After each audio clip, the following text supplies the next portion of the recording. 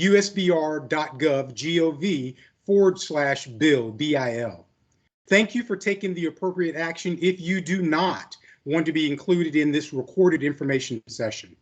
All remarks are on the record and for attribution.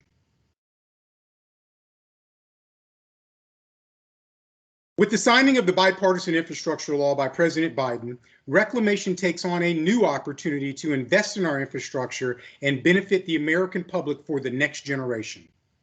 A great deal of activity is well underway across Reclamation as we prepare to implement the law. We've established a team to lead implementation and develop a plan that outlines how Reclamation will implement the law. These information sessions are designed to inform you and address your questions, and we'll provide updates today that address our mission areas.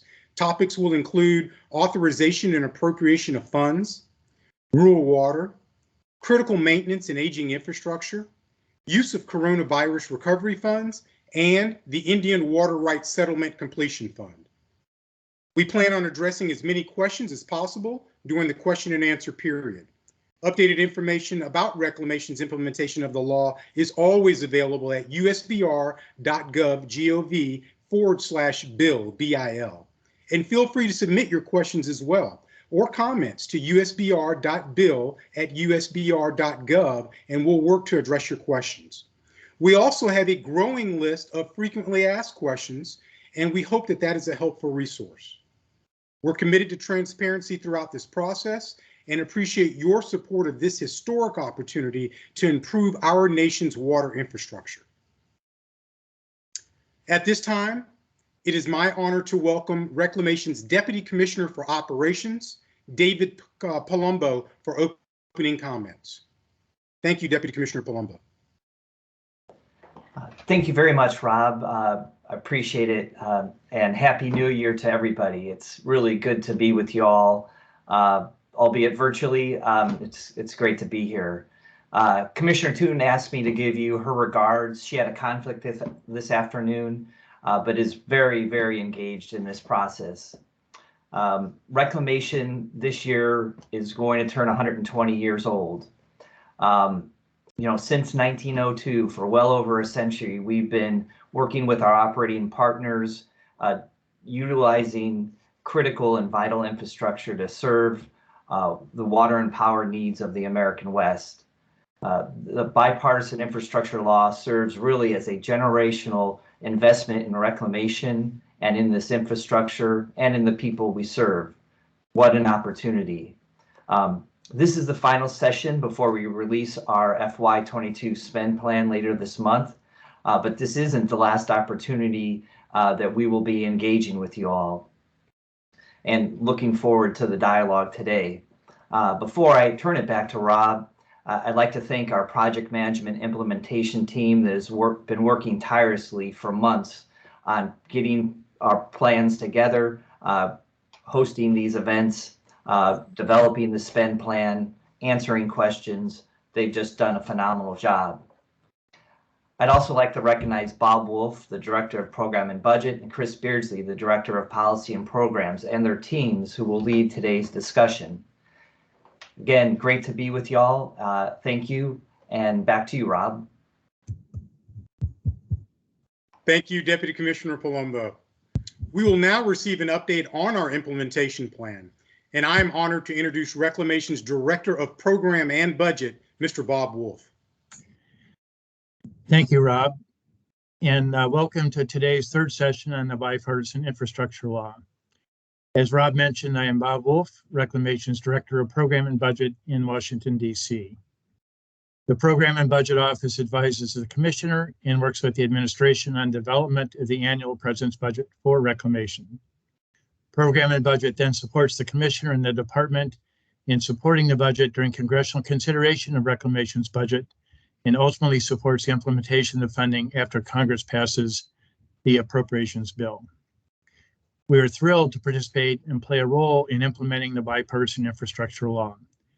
These funds, which are over and above Reclamation's regular annual appropriations, provide a generational opportunity to invest in the nation's water and related resources and infrastructure. Today, we will provide an overview of the funding categories authorized for funding in Title IX, the Western Water Infrastructure, and Division J, which appropriates funds for these categories. We will then discuss several provisions in the infrastructure law not covered in the previous two sessions. These include construction funding for rural water, Title IX, Section 40901, Part 3, Aging Infrastructure 40901, Part 2, and use of coronavirus funds. And then first, we'll also talk about the overall authorizations and appropriations, which Melissa Smith will cover in just a moment. We will also highlight the department's plans for consulting with tribes on Division G for the Indian Water Rights Settlement Completion Fund. This will be part of a larger consultation covering all programs which the Department of the Interior received funding in the infrastructure law. As noted in the previous sessions, Reclamation will use existing programs and procedures to the extent possible and look for ways to streamline delivery. There are, of course, new programs and/or competitive programs that require additional steps before the award of funding to recipients. We look forward to engaging with you today and in the future as Reclamation undertakes this tremendous opportunity to invest in the nature's future. I would like to next introduce Melissa Smith, who is a program analyst in Reclamation's Program and Budget Office, to provide that overview of authorizations and appropriations in the infrastructure law specific to Reclamation. Take it away, Melissa. Thank you, Bob. Good afternoon, everybody. My name is Melissa Smith, and I'm going to talk about Section 40901 and Division J of the law. Section 40901 is very important because it provides the authorization to conduct the activities as outlined in each of the listed 12 subsections you see on your screen. I'm sure many of you have read them, and those authorizations are very important because, next slide, please. With every authorization, we need an accompanying appropriation to move forward with any activity. And Division J provides the appropriation for each category in amounts equal to the amounts that were authorized in Section 40901. In total, as you see on the slide, the bill provides $8.3 billion that will be appropriated to Reclamation over the course of 5 years in the amount of $1.66 billion annually. The key point to understand on this slide is that while $1.66 billion is 20% of the total amount, the funding will not be allocated at 20% per year per category. Reclamation will design a spend plan for the entire $1.66 billion each year that aligns funding to best meet the ability for each fiscal year and balances future planning.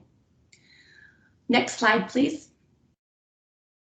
On your screen is the continuation of the amounts appropriated in Division J for each subsection authorized in Section 40901. Again, these amounts match what was authorized, and the entire slide deck with this full list will be available on our website later today. Next slide, please. Division J also gave administration provisions and reporting requirements. The law provides up to 3% annually for administration and policy costs that are associated with implementation. And as you will see there, the first year's spend plan for $1.66 billion will be due 60 days after enactment. There will not be one spend plan for the entire $8.3 billion. The following spend plans for fiscal years FY 2023 through 2026 will be provided as part of the annual budget submission, and the details for those will be available as we know them. As you know, due to the criteria of selecting the projects and the locations, they may not be provided right at the time of the spend plan, but we will share those as they become known. For reporting, Congress has asked that no later than 120 days after enactment, we will provide a monthly report to the committees on appropriations detailing the allocation and obligations of funding provided in the law. I hope you found this information helpful, and I look forward to your questions at the end.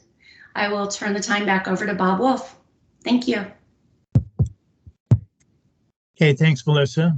I'd like to next introduce Kerry Drawl, who is a program analyst in Reclamation's Planning and Economics Group, to discuss construction funding for the rural water projects.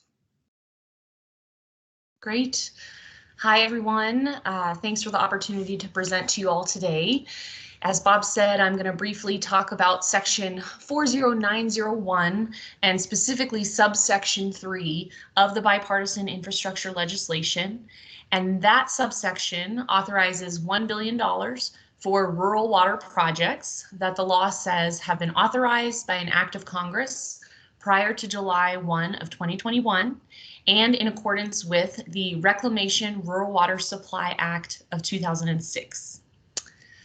Reclamation will apply this funding to advance construction completion of 7 eligible authorized rural water projects. And those eligible construction projects are the Garrison Diversion Unit of the Pix-Sloan Missouri Basin Program, Fort Peck Reservation and Dry Prairie Rural Water System, Rocky Boys and North Central Montana Rural Water System, Lewis and Clark Rural Water System, Eastern New Mexico Rural Water Supply Project, the Jicarilla Apache Rural Water System, and the Musselshell Judith Rural Water System. So to allocate that funding for construction between those authorized and eligible rural water projects, Reclamation will consider each of the project's individual capabilities, such as their phasing and completion schedules, the stakeholder work priorities at play, as well as a prioritization criteria.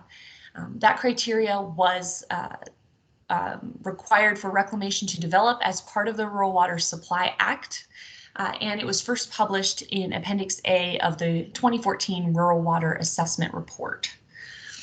With that, I thank you for your time and look forward to any questions you might have, and I will turn things back over to Bob. Thanks very much, Kerry. And next, I'd like to introduce Scott Hutchins, who works in Reclamation's Contracts and Repayments Office. Thanks, Bob. Good afternoon, everyone. This section of the law, 40901-2, puts $3.2 billion into the Aging Infrastructure Account. That account was created about a year ago, and it's what Reclamation will use to fund what we call extraordinary maintenance or XM activities. There are 2 subsections to this part of the law that devote $100 million each to a more narrow set of projects and applicants. We're still working to identify what those will be, but the most important thing is that there's $3 billion for XM projects across Reclamation. Next slide, please. In order to access funds from this new account, Congress required that Reclamation create an application process. They required that Reclamation conduct it first in FY22, and it's currently underway.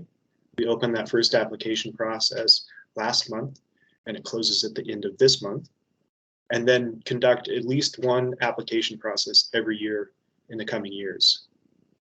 Reclamation looks at this new application process and the funding as an addition to our regular appropriations in the old process.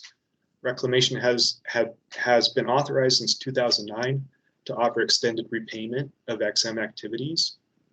And this is just an addition to what we can already do under the law. Congress asked that Reclamation flesh out the application process, create it, and we've done that in a document in our Reclamation Manual of Directives and Standards that's designated PECO 503. That's been underway. Major revisions to that document have been underway for about a year, and they're near final following the completion of the public comment period, which closed last month. We expect to issue the final document in the coming weeks. Next slide.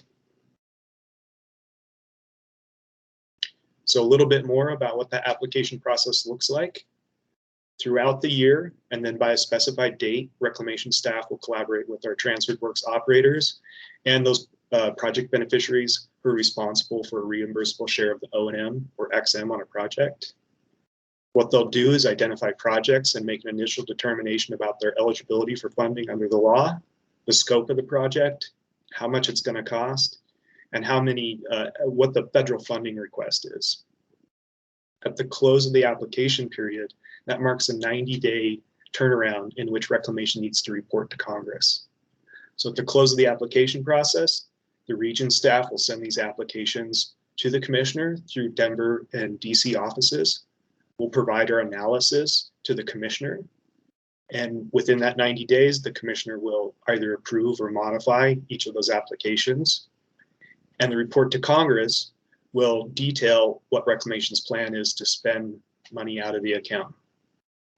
When it comes to direct appropriations, which includes this $3 billion, Reclamation can then act quickly to initiate XM projects following that report to Congress. That's it for me, Bob. Back to you. Okay, thank you, Scott. And our next presenter is Carter Brown, who is the Department of the Interior's Associate Solicitor for Water. Carter will discuss Section 40910 regarding the potential use of coronavirus funds. Great. Thank you, Bob. Good afternoon. We'll get our slide back up there, I think, in a second. The purpose for my discussion is to bring to everyone's attention an amendment that was included in the infrastructure law to the American Rescue Plan Act. When ARPA was passed, there were questions that we received about the ability to use COVID state fiscal recovery fund dollars to meet non-federal cost share for reclamation projects. Reclamation's position on that for a long time has been no. And so Congress took comments from folks and decided to change that. So we're still in the process of analyzing how broadly we will be able to read authorized Bureau of Reclamation water projects. But for your purposes, it's something you should be aware of that under this provision, COVID dollars can be used to meet the non-federal cost share. I will also note that the Department of the Treasury issued an interim final rule back in May 17th of last year, dealing with some guidelines for using these dollars.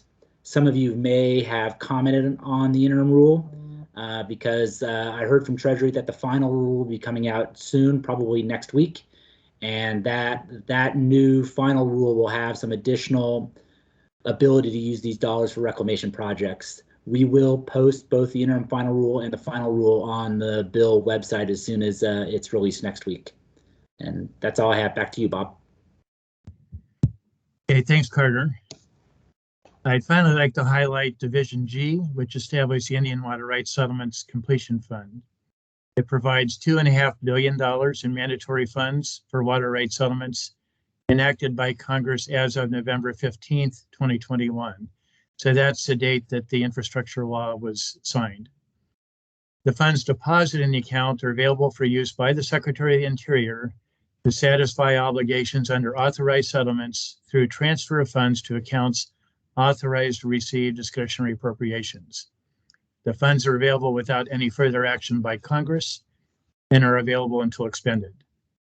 The department recently announced that tribal consultation will occur on the infrastructure law. Again, this will be a department-wide consultation and consult on all sources of funding available to the Department of the Interior under the infrastructure law, including Division G. The sessions are scheduled for January 26, 27, and 28. Additional information on the tribal consultation and links to register for the tribes can be found on DOI's upcoming consultation website, as well as the BIA consultation website. And then on the slide here, we have a link to that for folks who are interested. We now have time for any questions that you may have. For that, I would like to turn to Rob Manning. Rob will be joined again by Peter Soweth from Public Affairs to give more details about the logistics of the Q&A portion of the session. Thank you. Thank you. And thanks to all of our presenters. At this time, we will address your questions about how Reclamation will implement the bipartisan infrastructure law. Please raise your hand using the hand icon at the top of the screen and state your name and affiliation when asking questions. Or you can submit a question by sending an email to usbr.bil@usbr.gov. And we're committed to addressing as many questions as we can during this limited time today. So with that, let's go to your questions. Peter, we have any questions submitted yet? Yeah, I have a few questions in chat, and then we'll get to the raised hands. Okay. Kerry, this question is for you. For the rural funding, can you describe the process for selecting just 7 projects that may compete for the $1 billion? Sure, and I apologize if I've confused things in the chat by trying to respond to Lauren's question. But the rationale for that is that the law requires the authorized rural water projects prior to July 1 of 2021. So those were the projects that have been authorized prior to that date. They're eligible to receive that funding. Thank you, Kerry. Scott, a question for you. Can you describe for aging infrastructure, what types of facilities or parts of facilities are covered in that? Sure. And let me just note that this hasn't changed with any recent amendments to the authority or with the funding. The definition of what qualifies as XM has been in place since 2009. You can find that in that directive and standard that I mentioned, PECO 503. It's also in the law at 43 USC 510B. But just real quickly, anything that meets this definition is eligible. It needs to be a major non-recurring maintenance of a mission critical asset, and it is intended to continue to deliver the project benefits. It needs to be greater than 10% of the O&M budget, $100,000, and it can't be included under what's eligible under safety of dams funding. Beyond that, almost any, all of our infrastructure is eligible under that authority. Scott, a follow-up question. When will the region start contacting the operators or beneficiaries? That's currently underway. Our leadership has asked each region to carry out this first application process. We are currently conducting a variety of outreach efforts. If you haven't heard, there's no reason to wait. Go ahead and contact your local area office and ask for more information or suggest an application that you'd like to put forward this year. Like I said, it's underway. That the current application period closes at the end of this month, but there will definitely be additional opportunities to apply at least once per year. Thank you, Scott. Kerry, could you mention the 7 rural water projects again? Sure. We've got Garrison Diversion Unit, Fort Peck Reservation, Dry Prairie Rural Water System. That's one project. Rocky Boys, North Central Montana, Lewis and Clark, Eastern New Mexico, Hickoria Apache, and Musselshell Judith. Thank you. Just a reminder, if you have questions, please raise your hand and we'd like to take them that way. Question regarding Treasury released the ARPA final rule yesterday. Are there instructions and restrictions for using ARPA funds as non-federal match in the final rule?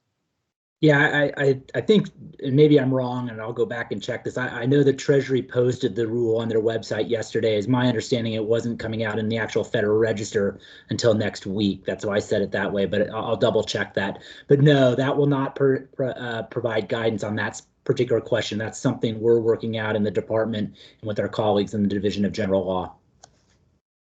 Thank you. I have a question on Indian water rights settlements. Are they only for settlements that are already resolved, or if the $2.5 billion is already encumbered for the finalized settlements, or is there rooms for ones that are still being negotiated? The way the law reads, it is only settlements that were enacted by November 15th of 2021, the date the law was signed. Thank you. We have a question from Troy. Troy, please unmute yourself and share your organization. Hi, this is Troy Larson, the Executive Director of the Lewis and Clark Regional Water System. Thank you for taking the time to provide this presentation. Just a quick question, when do you anticipate that the projects would be able to start advertising and awarding contracts so that we can kind of start planning accordingly?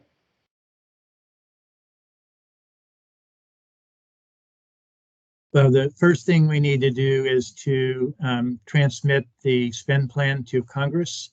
So hopefully that will be in the very near future. We expect it'll be this month, perhaps as early as the end of next week. And then we'll need to make sure that we'll have to identify projects by name clearly for you to be able to know how much funding is available. And hopefully that will be very soon as well. because the hope is that work could start this summer. So would it be unrealistic to expect that we'd be in a position to award contracts, say, late February, early March? Is that out of the question?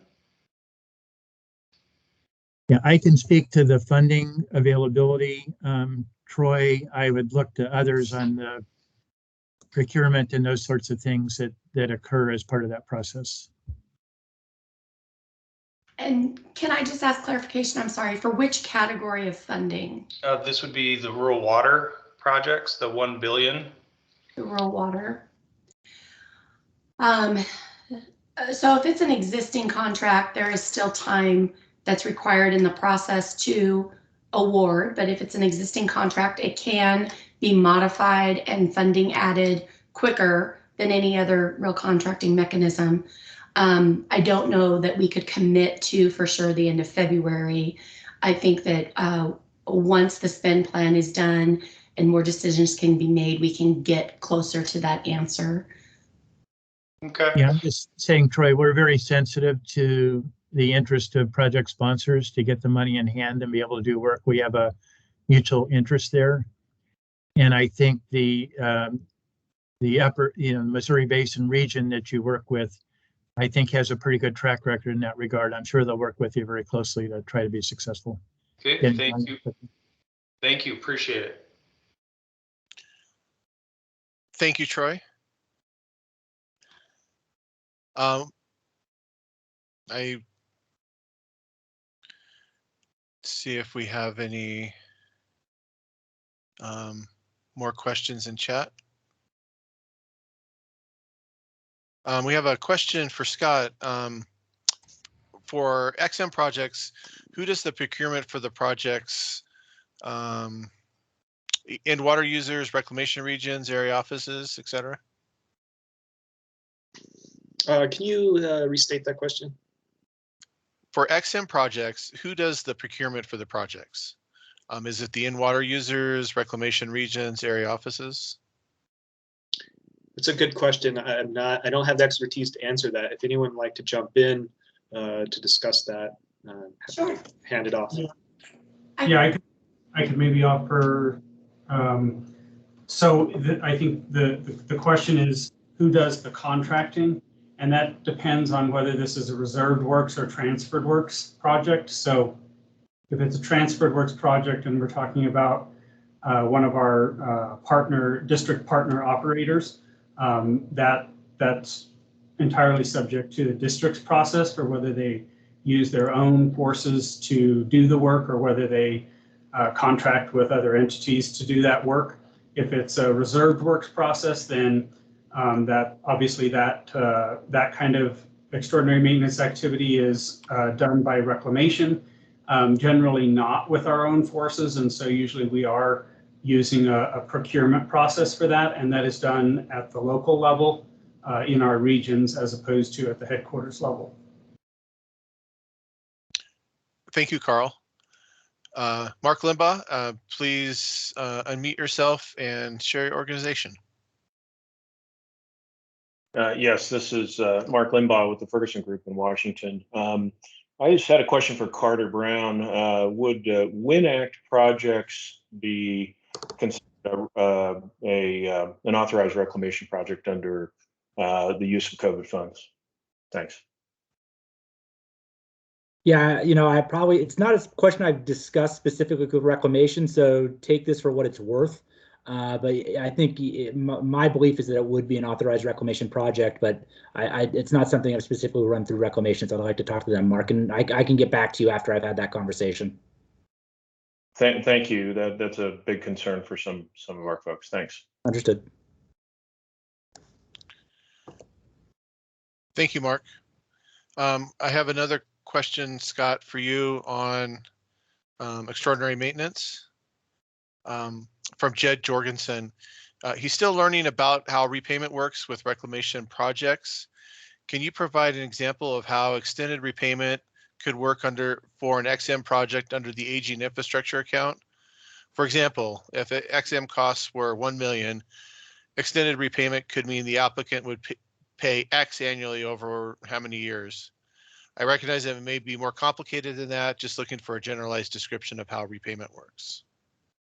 Sure. So what's unique about the XM authority is that we can offer extended repayment of what would otherwise be an O&M cost incurred in a single year and paid up front. Generally speaking, the authority allows us to offer terms up to 50 years for repayment of whatever the total cost of the discrete XM project is. The term is negotiable, so there's no requirement on either Reclamation or the applicant for a specific term. They could request something much shorter, which in our experience has been the case. In other words, shorter than 50 years. The repayment does incur interest charges. So, if it's $1 million project, it depends on what the repayment term would be and what the amortization schedule would be and what the interest is. The interest is based on treasury rates and the term. Feel free to send in additional questions about that if you have any to the email address that's on the slide, or to me directly, or to reach out to your local area office and they could walk you through what an exact repayment schedule would be like. Thank you, Scott. I have one other question regarding extraordinary maintenance. Can you go over the application process? Again, can applicants submit their own, or do they need to work with Reclamation to put their application together?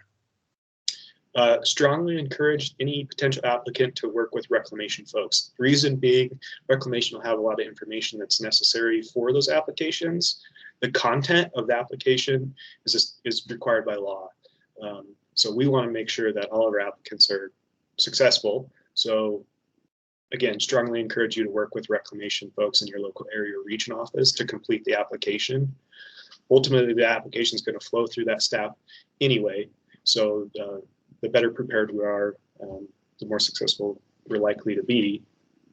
So like right now, if you're able to in the next few weeks, reach out to staff, propose a project, we'll work together to scope it out, make sure that it meets the eligibility criteria under the law, and then we'll put that application forward through the process.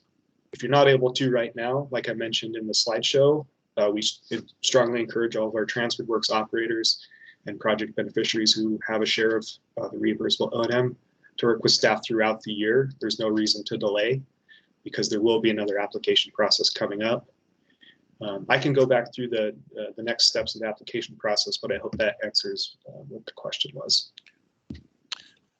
Thank you, Scott. And what's the application deadline for this round? The end of January. Thank you. Kerry, I had just another request real quick for the 7 rural water locations. Is that something that you could type out real quick and put in the chat for everyone? Yeah, I should be able to do that in just a moment. Thank you. Just reminder, if you have any questions, please raise your hand and we'll call on you to ask the question. You can also send it in chat or email, usbr.bill@usbr.gov.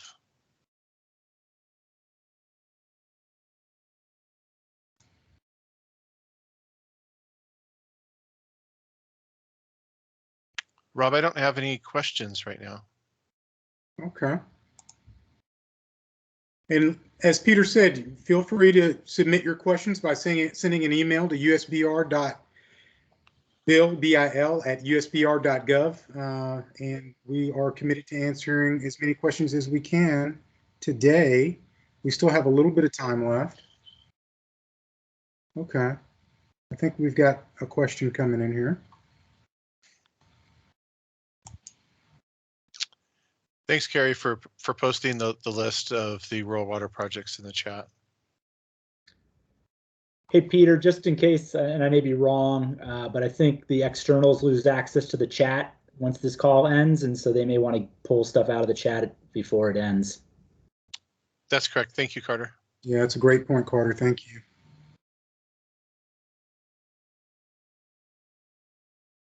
And just as a reminder, we have a growing list of frequently asked questions as well, and we hope that that's a helpful resource, and that is also on our website, usbr.bill@usbr.gov. as well as all of these recorded sessions as well. Go ahead, Peter. I'm sorry. Sorry, Rob. No, you're good. Scott, have another question. What are the match requirements for the mentioned projects? Say that again, Peter, sorry. What are the match requirements for the mentioned projects?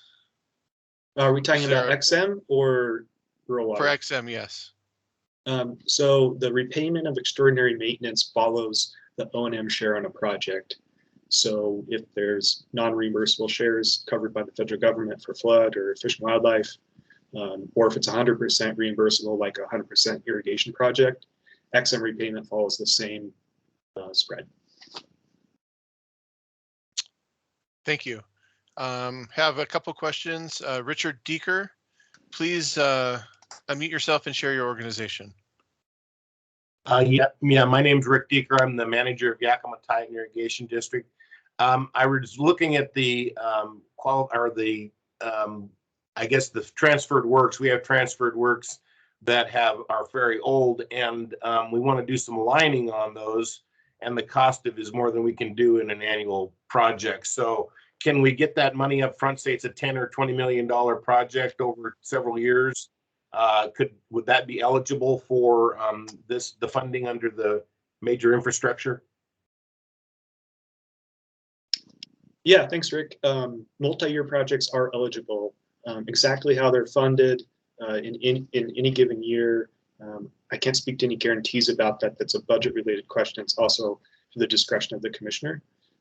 But in terms of whether an expensive canal lining project is eligible, certainly. Major non-recurring maintenance, again, meets those thresholds that are in the statute and in the DNS. And I would strongly encourage you to look into that and apply. And one of the other requirements, I believe, is there had to have been a failure or potential failure in the past. Is that a certain time period, or from the past 20 years, or is that did I read that incorrectly?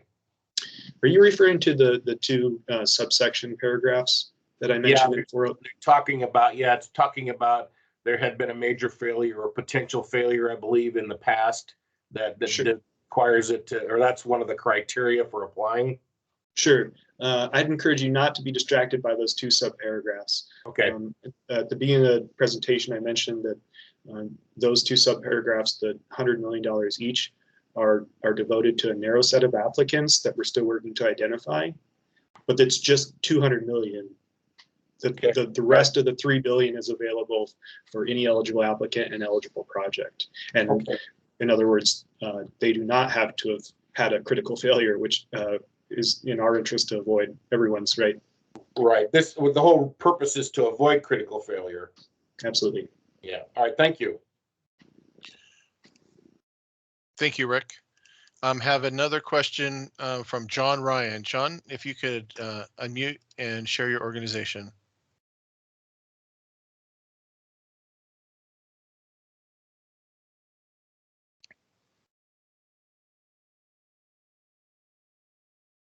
There we go. John Ryan with the Eastern New Mexico Rural Water System. Does the Bureau have a calculation of the 7 rural water projects, what the federal completion components are, and or is the Bureau coming up with ceilings on each of these projects? A ceiling, I guess, would be what's in an authorization, or if the authorization is open like it is with regard to the Eastern New Mexico project, it says whatever the reasonable costs are, and those costs could be recalculated. And in our case, I think some of the other rural water projects are contemplating analyzing what the true costs of completion are. And we'll get those figures to the Bureau. Can you address how you're going to go about that particular question? Peter, I can try to answer at least part of that. So John, I think we're in a cost environment right now where we recognize that there are probably increasing costs on some of the infrastructure that we're looking at, particularly with the rural water projects. And we have appropriation ceilings associated with each of those authorized projects. So if you go to our budget justification book, we show what the remaining balance is for each of those projects at a point in time. Muscle Shell Judith will not appear there because that's a newly authorized one that's not received funding heretofore. But the other ones all have the remaining balance to complete identified in our budget justification book. But we recognize that those numbers are changing. We update them each year as part of our budget process. And then particularly with the supply chain issues and some of the other things that are occurring, we're reassessing what the remaining costs are in each of those. But remember, this $1 billion is in addition to our regular annual appropriations. So we have a significant budget request before Congress right now that the appropriation committees have concurred in the president's budget and even added some money for rural water in the appropriation process up to this point. They obviously have to complete conference on the 2022 appropriation bill, but those would be funds that would be in addition to this $1 billion. So we're very hopeful that between regular appropriations and this $1 billion, we'll be successful in completing each of those rural water projects that are authorized. Thank you so much. Thank you, John. Sergio Ramirez, please unmute yourself and share your organization. Hi, thank you everybody for putting this on. My name is Sergio Ramirez. I'm the general manager here at West Bay Sanitary District in California. And we are constructing a new reclamation water facility. It's going to produce approximately 600,000 gallons per day of reclaimed wastewater. This is going to be our second facility that we're building. And my question is, are these funds available for new facilities as well, or primarily for aging infrastructure?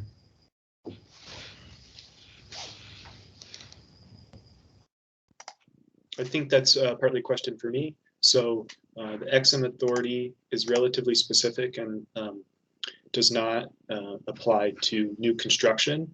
It's primarily for, or by definition, it's for maintenance of an existing reclamation asset. I don't know if anyone wants to speak to any of the other program areas though. Amanda, do you want to address that under the Title 16 and WIN? Yeah, I can do that.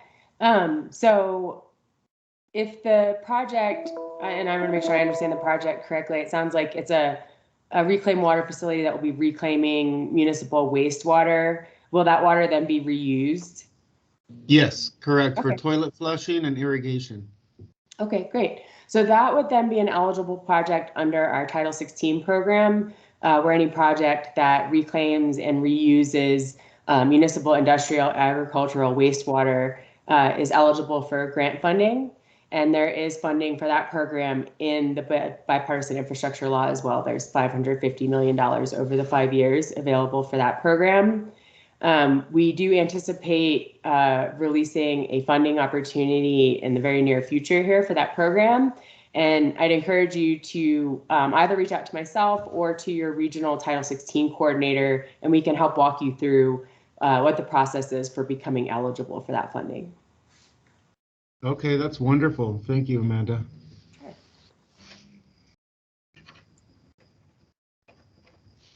Thank you, Sergio.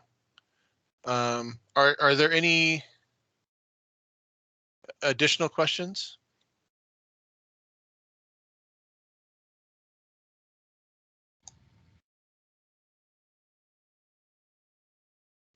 Rob, I don't see any additional questions at this time.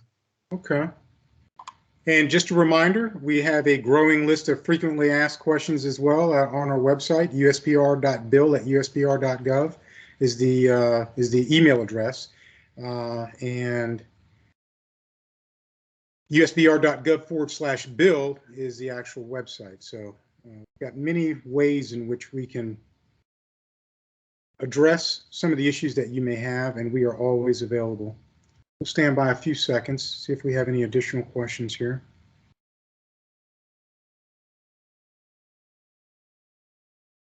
Okay. There we go. And we put that website in the chat there for you. Okay, well, thank you. And thank you for your very insightful questions. And many thanks to all of our subject matter experts today that have presented information during each one of our information sessions. On behalf of the Bureau of Reclamation, thank you for attending today's information session. We're dedicated to transparency throughout the implementation of the bipartisan infrastructure law. And although this is our final scheduled information brief, updated information is always available at usbr.gov/BIL, BIL. And you can have the playback for all the information sessions, including this one, will be on that website. The topics covered in those briefs. And then, as mentioned, once our spend plan is transmitted to Congress, we'll also post that and a news release on our website as well. Did we have any other questions come in, Peter? No other questions, Rob. Okay. Well, again, thank you very much, and thank you so much for your partnership and support, and we appreciate it. Thank you.